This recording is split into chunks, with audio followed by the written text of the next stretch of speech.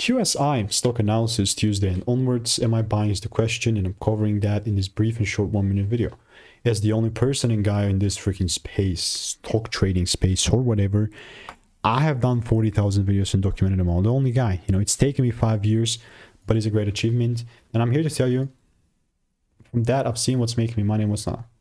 And actually trading, you know, like beforehand here, this is when I called out this long side prediction.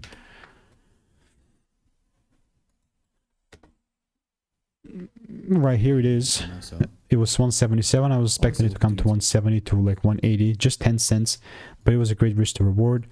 And moving on, this is again, keep in mind the 15-minute chart. So moving in on, that's tomorrow. Only if I see it pulling down and giving me some sort of a double break, only then I'm gonna buy.